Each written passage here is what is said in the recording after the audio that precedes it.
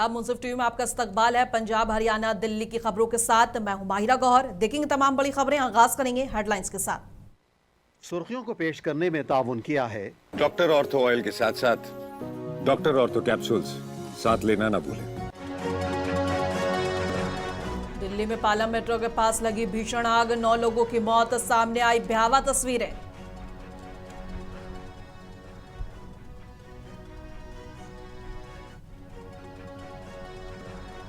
पालम अग्निकांड पर सियासत तेज, आप नेता ने बीजेपी को बताया नालायक सरकार, रेखा गुप्ता ने जताया दुख, जांच के दिए आदेश।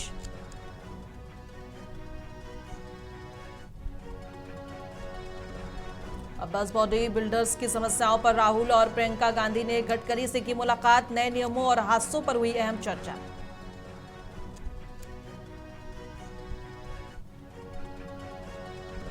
और अब राजस्थान से पानी का पेमेंट वसूलेगा पंजाब, सीएम बोले 1960 से अब तक बकाया है, नहीं दिया गया।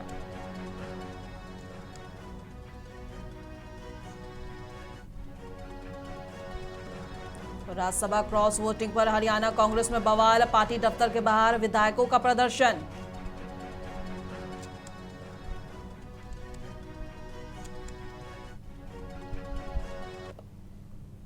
और आगाज करेंगे राजधानी दिल्ली की खबरों से। बता दें कि दिल्ली के पालम इलाके से बेहद दुखद खबर सामने आई है और एक बिल्डिंग में भीषण आग लगने से 9 लोगों की जलकर मौत हो गई। इस घटना में 9 लोगों की मौत हो गई है, जबकि 3 लोगों के हालात नाजुक बताई जा रही है। और ये बिल्डिंग पालम कॉलोनी की गली नंबर 2 में है। इसमें राजेंद्र कश्यप का पूरा परिवार रहता था। परिवार के तकरीबन 15 लोग थे और राजेंद्र कश्यप मार्केट के प्रधान भी हैं और ये पूरी बिल्डिंग उनकी ही थी। और बता दें कि रविवार सुबह 6:30 बजे के आसपास आग लगी। इसके बाद कई लोग तो ऊपर से कूद कर अपनी जान बचाना चाहे, लेकिन नहीं हो पाया।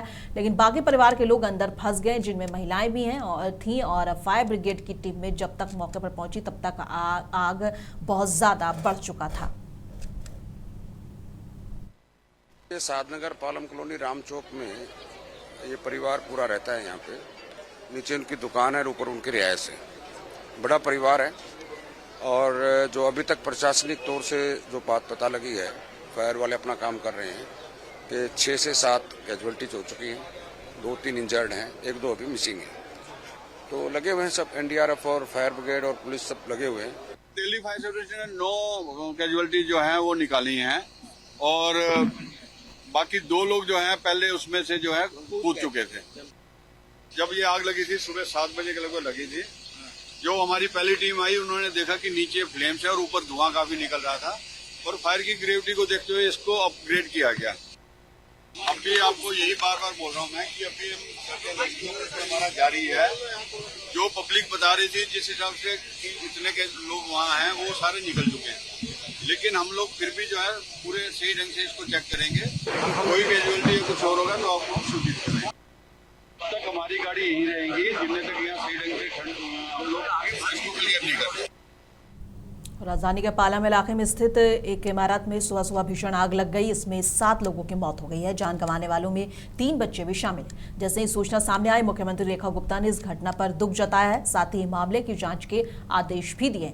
सीएम रेखा गुप्ता ने सोशल मीडिया एक्स पर लिखा कि राष्ट्रीय राजधानी के पालम क्षेत्र स्थित एक बहुमंजिली आवासीय इमारत में लगी आग की घटना से मजिस्ट्रेट को जांच कराने के आदेश दे दिए गए हैं। वहीं आप नेता सौरभ भारद्वाज ने भी प्रतिक्रिया देते हुए बीजेपी सरकार पर तंज कसा है। उन्होंने कहा, एक्स पर पोस्ट करते हुए लिखा है कि बच्चे बिल्डिंग की बालकनी से चीखते रहे, लेकिन दिल्ली सरकार की फायर ब्रिगेड असमर्थ और नालायक निकली। उन्होंने आगे लिखा कि ठीक ऐसे ही द्वारका में एक बाप और 2 बच्चे बालकनी से कूदकर मारे गए थे। वहां फायर ब्रिगेड बहुत देर से पहुंची। वही उन्होंने रोहिणी का भी जिक्र किया, जहां उन्होंने कहा कि रोहिणी की झुग्गियों में भी आग लगने के 1 घंटे बाद फायर ब्रिगेड आई थी, जो बच्चे जलकर मर गए थे। और उन्होंने आगे कहा कि वहां से 5 मिनट की दूरी पर फायर स्टेशन था। ऐसी लगातार ऐसी घटनाएं आ रही हैं और उन्होंने एक बार फिर से दिल्ली सरकार को इस पर कोसा है। लोकसभा में नेता प्रतिपक्ष राहुल गांधी और प्रियंका गांधी, उनके साथ उनकी बहन प्रियंका गांधी और कांग्रेस महासचिव प्रियंका गांधी वाड्रा ने बुधवार को केंद्रीय सड़क परिवहन एवं राजमार्ग मंत्री नितिन गडकरी से संसद भवन में एक महत्वपूर्ण मुलाकात की। यह बैठक राजस्थान के बस और ट्रक बॉडी बिल्डर्स एसोसिएशन के एक प्रतिनिधिमंडल की समस्याओं को लेकर की गई थी और बैठक का मुख्य केंद्र बिंदु हाल के दिनों में स्लीपर बसों में लगने वाली आग की घटनाएं और केंद्र सरकार द्वारा बॉर्डर निर्माण को लेकर जारी किए गए नए कड़े नियम रहे। मुलाकात के दौरान राहुल गांधी ने सड़क सुरक्षा के प्रति चिंता व्यक्त करते हुए सीधे केंद्रीय मंत्री से पूछा कि देश भर में विशेषकर खासकर राजस्थान से चलने वाली स्लीपर बसों में आग लगने की इतनी घटनाएं क्यों हो रही हैं। उन्होंने यात्रियों की सुरक्षा को लेकर चिंता जताई और बॉडी बिल्डर्स की तकनीकी दिक्कतों को गडकरी के सामने रखा। उन्होंने बोला कि देखिए इसको कैसे बचाएं। ये जो हमारे जो काम करते हैं, जो हथौड़ी चलाते हैं, जिनके पास बहुत सारा ज्ञान है, इसको हम यूटिलाइज कैसे करें, इसको हम आगे कैसे बढ़ाएं, ये मेन क्वेश्चन।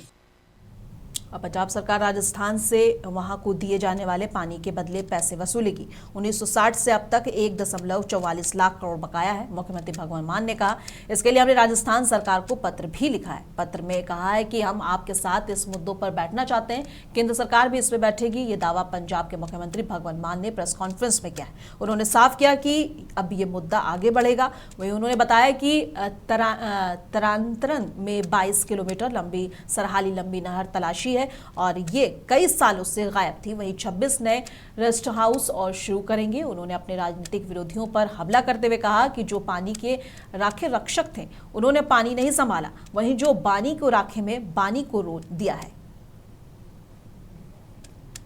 सिंचाई का पानी जिहड़ा पंजाब दा जे मैक्सिमम यूज करिए तो 75.90 लाख एकड़ ते 7.5.89 कर लो, 90 कह लो, चलो 75.90 लाख एकड़ मैक्सिमम पंजाब ਦੀਆਂ ਨਹਿਰਾਂ ਦੇ ਪਾਣੀ ਦਾ ਇਸਤੇਮਾਲ ਕਰਕੇ ਸਿੰਚਾਈ ਕੀਤੀ ਜਾ ਸਕਦੀ ਹੈ। 2022 ਜਿਸ ਵੇਲੇ ਅਸੀਂ ਗਵਰਨਮੈਂਟ ਟੇਕ ਓਵਰ ਕੀਤੀ ਉਸ ਦਿਨ ਤੱਕ 290 ਕਰ ਲਓ, ਇਹ ਵੀ 289 ਹੈ, 20.89 ਹੈ, ਇਹਨੂੰ ਵੀ 90 ਮੰਨ ਲਓ, 290 ਲੱਖ ਏਕੜ ਤੇ ਪਾਣੀ ਜਾਂਦਾ ਸੀਗਾ, यानी कि 26.5%, 26.5% पानी यूटिलाइज होंदा सी सिंचाई वास्ते 16 मार्च 2022 तक। 16 मार्च 2026 तक 58 लाख एकड़ नूं पानी जान लग गया, जो कि 78% बनदा जी, एग्जैक्टली 3 टाइम्स। जे बजट 3 गुणा इस्तेमाल होया तां फिर पानी भी 3 गुणा वध जमीन तक नहरां दा पानी नवें मोगियां राहीं पहुंचे। कंस्ट्रक्शन ऑफ वाटर कोर्सेज जिन्हों खाल कहने, खाला कहते हैं। और राज्यसभा चुनाव में क्रॉस वोटिंग को लेकर हरियाणा कांग्रेस में विवाद बढ़ता जा रहा है। कांग्रेस विधायक गोकुल सेठिया और मंजू ने चंडीगढ़ में पार्टी दफ्तर के बाहर विरोध प्रदर्शन किया। दोनों नेताओं ने मांग की कि पार्टी के उन विधायकों के नाम सार्वजनिक करें जिन्होंने क्रॉस वोटिंग की है। इस मुद्दे को लेकर पार्टी के अंदर नाराजगी खुलकर सामने आ रही है।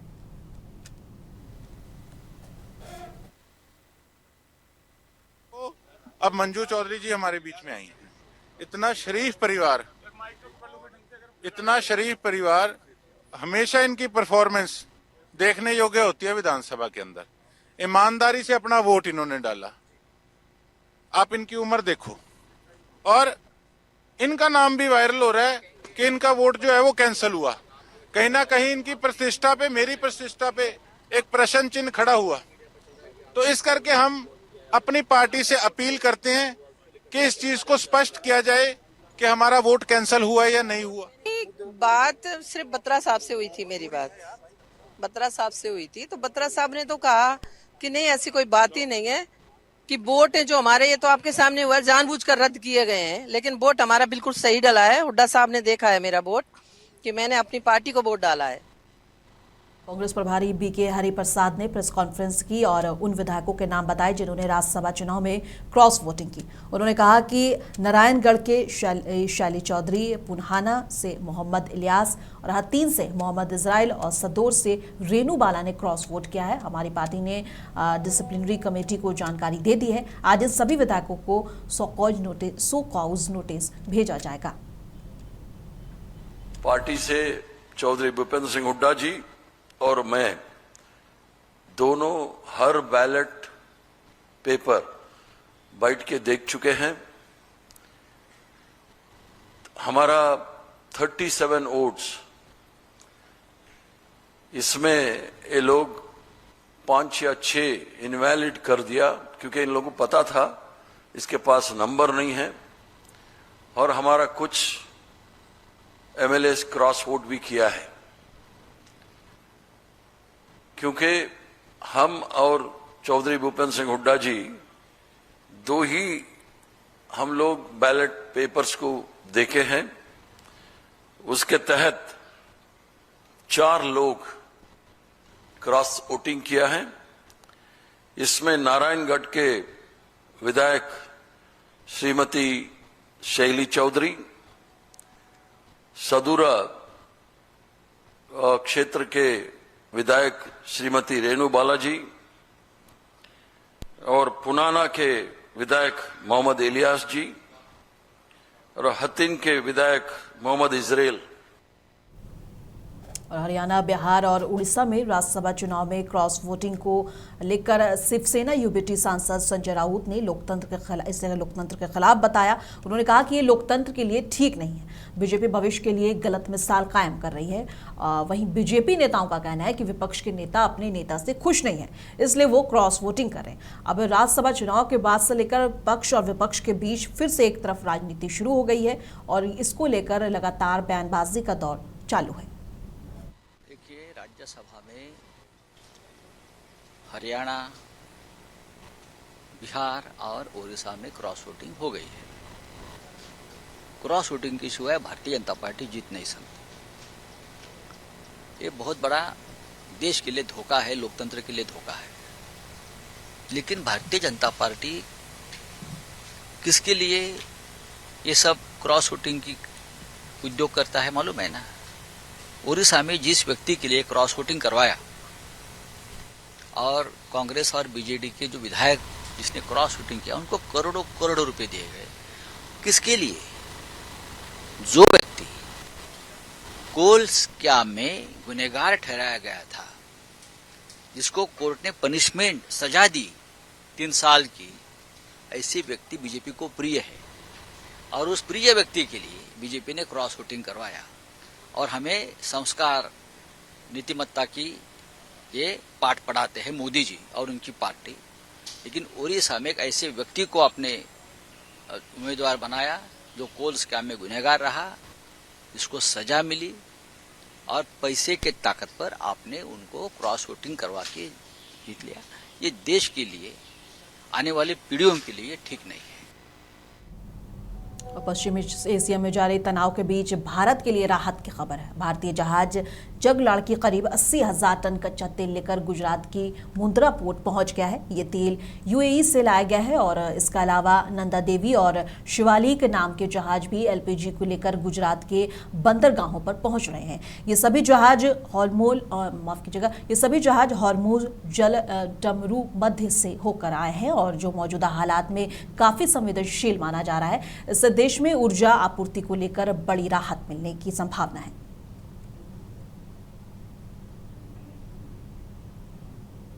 और पंजाब के एलपीजी वितरकों ने कहा है कि एलपीजी की आपूर्ति पर्याप्त है, जबकि केंद्र सरकार और पेट्रोलियम विपणन कंपनियां पर्याप्त उपलब्धता का दावा कर रही हैं। और बता दें कि वितरकों ने बताया है कि आपूर्ति को पूरा करने के लिए रसोई गैस की आपूर्ति बढ़ाने की मांग है।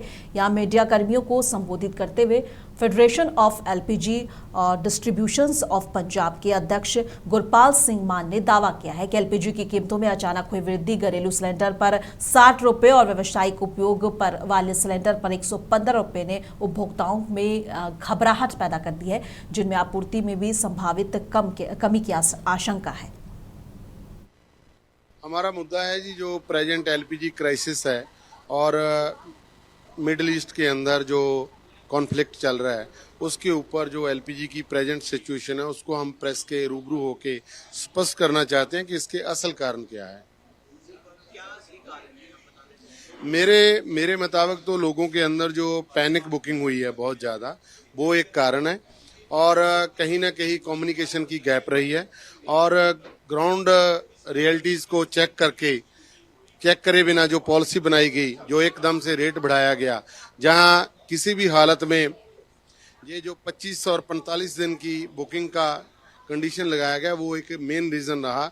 लोगों के अंदर एक गलत संदेश चला गया, लोगों को लगा कि शायद पता नहीं सिलेंडर मिलेगा या नहीं मिलेगा, जिसकी वजह से उन्होंने कम्प्लीटली लाइनें लगा ली और ऊपर से जो कंपनियों के बुकिंग माध्यम से वो क्रैश कर गई और बुकिंग माध्यम का काम प्रॉपर सही तरीके से ना करना, लोगों के अंदर एक हड़बड़ाहट हो गई और लोग अपना सिलेंडर और कापी लेके गैस एजेंसी के दफ्तर और गोदाम की तरफ चल पड़े। मैं तो सरकार से यही डिमांड करता हूं कि डिस्ट्रीब्यूटर जो हैं वो भी इसके बड़े स्टेक होल्डर हैं। इसके अंदर कोई भी पॉलिसी बनानी हो, कोई भी नई गाइडलाइन लेके आनी हो, उसके अंदर प्लीज़ ज़रूर ग्राउंड लेवल पे डिस्कस किया जाए ताकि आपको सही रिपोर्ट मिल सके। और कांग्रेस सांसद उज्जवल रमन सिंह ने कहा कि बीजेपी ध्रुवीकरण की राजनीति कर रही है और लोगों को त्योहार मनाने से रोकना निंदनीय है। उन्होंने बताया कि ईद खुशियां बांटने का पर्व है और किसी को खतरा महसूस नहीं होना चाहिए। देखिए, भारतीय जनता पार्टी ध्रुवीकरण की राजनीति कर रही है और ध्रुवीकरण की रोटियां सेक रही है और इसके माध्यम से आने वाले दिनों में चुनाव जीतने का एक नाकाम प्रयास कर रही है और उत्तम नगर की घटना निंदनीय घटना है। ये एक धार्मिक आयोजन पर अगर अपने त्योहारों में खुशी मनाने के लिए, अपने त्योहारों को मनाने के लिए अगर रोक लगे, प्रतिबंध लगे, रोका जाए, इसी तरह संभल में किया गया कि लोग अगर अपनी प्राइवेट ज़मीन पर भी, और किस तरीके से हाईकोर्ट ने कितने कड़े शब्दों में इसका संज्ञान लिया। मैं तो कहूँगा सरकार से कि ये सब छोड़ें, लोगों को मनाने दें ईद सभी, और ये संविधान हमको ये ताकत देता है, सभी धर्म के लोगों को समान रूप से अपने त्योहारों को मनाने के लिए खुली छूट है, कोई प्रतिबंध नहीं है, लेकिन सिर्फ राजनीतिक कारणवश ये किया जा रहा है। मैं तो सरकार से कहूँगा कि खाली चुनावी राजनीति से ऊपर उठकर उनको देश में कैसे सौहार्द कायम रहे, कैसे खुशियाँ रहे, खुशियों को बांटने का त्यौहार ईद है। होली के दिन तरुण की हत्या के बाद से उत्तम नगर में तनाव की स्थिति लगातार बनी हुई है। अब ईद के दौरान वहां पर सुरक्षा को लेकर खतरे की आशंका जताई जा रही है। सुरक्षा खतरे को लेकर दायर याचिका पर दिल्ली हाईकोर्ट ने तत्काल सुनवाई के लिए सहमति दे दी है। मामले का उल्लेख मुख्य न्यायाधीश के समक्ष किए जाने के बाद अदालत ने इसे आज ही सुनवाई के लिए सूचीबद्ध करने की अनुमति दे दी है। बता दें, इस पूरे मामले पर कांग्रेस सांसद मोहम्मद जावेद ने गृह मंत्री को चिट्ठी लिखकर आरोप लगाया है कि कुछ लोगों ने डर का माहौल बनाया हुआ है, खासकर मुस्लिम समुदाय के बीच। ईद से पहले उन्होंने कहा कि सुरक्षा के लिए पर्याप्त कदम नहीं उठाए जा रहे। इस चिट्ठी पर कई और सांसदों ने भी हस्ताक्षर किए हैं। अभी दिल्ली में जो माहौल है, खास करके उत्तम नगर में, वहाँ पे आतंक फैलाया जा रहा है लोगों के ज़रिए, और कुछ लोगों के ज़रिए ये भी कहा जा रहा है कि ईद नहीं होने देंगे, खून की होली वगैरह वगैरह। और हम लोग ये देख रहे हैं कि आदरणीय होम मिनिस्टर साहब या पुलिस फोर्सेस जो करना चाहिए वो नहीं कर पा रही है। तो हम लोगों ने ये साइन किया, ऐसे करने वाले तो सभी होंगे, लेकिन चूँकि हम लोग जल्दी देना चाहते हैं, हो सकता है कल या परसों ईद हो जाए। और इंदौर में ईवी चार्जिंग के दौरान हुए भीषण अग्निकांड में 8 लोगों की मौत को लेकर मध्य प्रदेश के मुख्यमंत्री मोहन यादव ने दुख जताया। उन्होंने कहा कि इस घटना की पूरी जांच करवाई जाएगी और सरकार इस मुश्किल समय पर पीड़ित परिवार के साथ खड़ी है। सीनियर अधिकारी और मंत्री मौके पर पहुंचकर हालात का जायजा ले रहे हैं। सीएम ने लोगों से अपील की है कि डिजिटल लॉक दरवाजे और ईवी चार्जर इस्तेमाल करते समय सावधानी बरतें ताकि ऐसे हादसे दोबारा न हो। मुझे इस बात का दुख भी है कि हमारे में करीब, मेरी जो जानकारी है, सवेरे डोर बंद होने से अंदर पॉलीमर या इस प्रकार का जलनशील चीज भी थी, और ऐसे में अधिकारियों को भी हमने यहाँ से रवाना किया है और इस पूरी घटना की जांच भी करेंगे। तमाम प्रकार के इस कठिन घड़ी में सरकार शोक संतप्त परिवार के साथ भी है और वहाँ के एसीएस अनुपम राजन जी और हमने अपने वरिष्ठ अधिकारियों को रवाना किया। माननीय मंत्री कैलाश विजयवर्गीय जी, माननीय मंत्री तुलसीराम सिलावट जी, महापौर जी, हमारे तमाम जनप्रतिनिधि, माननीय विधायक महेंद्र हाइडे जी सवेरे से उसमें लगे हुए हैं और उम्मीद करेंगे कि इस प्रकार की घटनाओं को दोहराया नहीं जाए। मैं आज के इस अवसर पर एक बार फिर निवेदन करना चाहूँगा कि डिजिटल लॉक या इस प्रकार के डोर जरूर लगाएं, लेकिन इसकी पूरी चिंता करें और ईवी चार्जर्स वगैरह से भी जितनी सावधानी रख सकते हैं जीवन में वो भी सब जरूरी, क्योंकि हमारे इस सुविधा या सुख के साधन से अगर हमारा जीवन कष्ट में होता ये बड़ा चुनौती का विषय है। मैं उम्मीद करूंगा कि इस घटना के बाद बाकी लोग इससे और सावधानी रखेंगे, सरकार भी इसमें अपनी कार्रवाई बताने। के सेक्टर 22 स्थित मोबाइल मार्केट में आज भीषण आग लग गई। बंसल फोटो लैब में ये भीषण आग लगी है। फायर ब्रिगेड की गाड़ियों ने कड़ी मशक्कत के बाद आग पर काबू पाने की कोशिश की। वहीं मौके से और वीडियो और तस्वीरें भी सामने आ रही हैं जो आग की गंभीरता को दिखा रही हैं और आधिकारिक सूत्रों के मुताबिक अभी तक आग में किसी के घायल होने की खबर नहीं है और स्थिति पर काबू पाने का काम जारी है। मामले पर अधिक जानकारी आना अभी बाकी है। और अमृतसर के छेरटा इलाके में मंगलवार देर रात एक गंभीर गोलीकांड का मामला सामने आया है, जिसमें पूर्व कांग्रेस पार्षद लखनपाल के भतीजे सागर को अज्ञात एक्टिवा सवार ने गोली मार दी। और देर रात जब सागर अपनी बहन के साथ घर के बाहर कुत्तों को खाना खिलाने निकला था, इसी दौरान एक युवक एक्टिवा पर आया और सागर के पेट में गोली दागकर फरार हो गया। आसपास मौजूद लोगों ने घायल को तुरंत अस्पताल पहुंचाया, जहां उसकी हालत नाजुक बनी हुई है। पुलिस ने मौके पर पहुंचकर जांच शुरू कर दी है और एसीपी शिव दर्शन सिंह ने बताया है कि आसपास लगे सीसीटीवी कैमरे की फुटेज खंगाली जा रही है। सागर उर्फ लव लखनपाल परिवार ਉਹਦੇ ਤਾਇਆ ਜੀ ਕਾਉਂਸਲਰ ਰਹੇ ਨੇ ਛਾਟਾ ਏਰੀਆ ਚੋਂ, ਉਹਨਾਂ ਦੇ ਭਤੀਜੇ ਨੂੰ ਜਿਹੜਾ ਵਾ ਕਿਸੇ ਨੇ ਗੋਲੀ ਮਾਰ ਕੇ ਜ਼ਖਮੀ ਕਰ ਦਿੱਤਾ ਵਾ। ਉਹਨੂੰ ਅਮਨਦੀਪ ਹਸਪੀਟਲ ਲੈ ਕੇ ਡਾਕਟਰ ਟ੍ਰੀਟਮੈਂਟ ਕਰ ਰਹੇ ਨੇ। ਫਿਲਹਾਲ ਜਿਹੜੀ ਆ ਕਿਸੇ ਕੋਈ ਗੈਂਗਸਟਰ ਵੱਲੋਂ ਜਾਂ ਕਿਸੇ ਉਹੋ ਜਿਹੀ ਵਾਰਦਾਤ ਨਹੀਂ ਦਿੱਤੀ, ਅੰਜਾਮ ਨਹੀਂ ਦਿੱਤਾ ਗਿਆ। ਜਿਹੜੀ ਮੁੱਢਲੀ ਤਫਤੀਸ਼ ਤੋਂ ਸਾਹਮਣੇ ਆਇਆ ਵਾ, ਫਿਰ ਵੀ ਅਸੀਂ ਦੀ ਇਨਵੈਸਟੀਗੇਸ਼ਨ ਕਰ ਰਹੇ ਹਾਂ। ਤਫਤੀਸ਼ ਦੌਰਾਨ ਜੋ ਵੀ ਤੱਥ ਸਾਹਮਣੇ ਆਉਣਗੇ ਉਸ ਮੁਤਾਬਕ ਕਾਰਵਾਈ ਕੀਤੀ ਜਾਊਗੀ। ਫਿਲਹਾਲ ਜੋ ਜਿਹਦੇ ਗੋਲੀ ਲੱਗੀ ਹੈ ਦੀ ਸਿਸਟਰ ਵੀ ਉੱਥੇ ਖੜੀ ਸੀ ਨਾਲ, ਕੁੱਤਿਆਂ ਨੂੰ ਖਾਣਾ ਪਾ ਰਿਹਾ ਸੀ। ਇੱਕ ਲੜਕਾ ਜਿਹੜਾ ਐਕਟਿਵਾ ਤੇ ਆਇਆ ਵਾ, ਹੈਲਮਟ ਪਾਇਆ ਸੀ ਉਹਨੇ, ਜੋ ਲਾਗੇ ਆਇਆ ਤਾਂ ਉਹਨੇ ਇੱਕਦਮ ਉਹਦੇ ਗੋਲੀ ਮਾਰ ਦਿੱਤੀ। ਇੱਕ ਗੋਲੀ ਲੱਗੀ ਹੈ ਪੇਟ ਵਿੱਚ ਤੇ ਉਹਦਾ ਇਲਾਜ ਚੱਲ ਰਿਹਾ ਵਾ। ਅਸੀਂ ਇਨਵੈਸਟੀਗੇਸ਼ਨ ਕਰ ਰਹੇ ਹਾਂ ਹਰ ਪੱਖ ਤੋਂ ਤੇ ਜਲਦੀ ਦੋਸ਼ੀਆਂ ਨੂੰ ਗ੍ਰਿਫਤਾਰ ਕੀਤਾ ਜਾਊਗਾ। ਪਰਿਵਾਰ ਨਾਲ ਜੋ ਗੱਲਬਾਤ ਹੋਈ ਆ, ਫਿਲਹਾਲ ਕੋਈ ਇਹੋ ਜਿਹੀ ਗੱਲ ਨਹੀਂ ਦੱਸੀ ਜਾਂ ਉਹਨਾਂ ਨੂੰ ਕੋਈ ਧਮਕੀ ਆਈ ਹੋਵੇ ਜਾਂ ਪਹਿਲਾਂ ਕੋਈ ਗੱਲ ਹੋਈ ਜਾਵੇ ਜਾਂ ਕਿਸੇ ਨਾਲ ਦੁਸ਼ਮਣੀ ਹੋਵੇ, ਇਹੋ ਜਿਹੀ ਫਿਲਹਾਲ ਕੋਈ ਗੱਲ नहीं है। फिर भी ऐसी इन्वेस्टिगेशन कर रहे हैं जी। और गुजरात के गांधीनगर में उप मुख्यमंत्री हर्ष संघवी ने कहा है कि आज सुबह गुजरात विधानसभा के सम्मानित अध्यक्ष को विधानसभा में बम होने की ईमेल मिले हैं। गुजरात के वरिष्ठ अधिकारियों द्वारा इस मामले की गहन जांच की जा रही है और इससे पहले अहमदाबाद और वडोदरा में भी इसी तरह के ईमेल प्राप्त हुए थे। आज सुबह गुजरात विधानसभा के सम्मान्य अध्यक्ष श्री को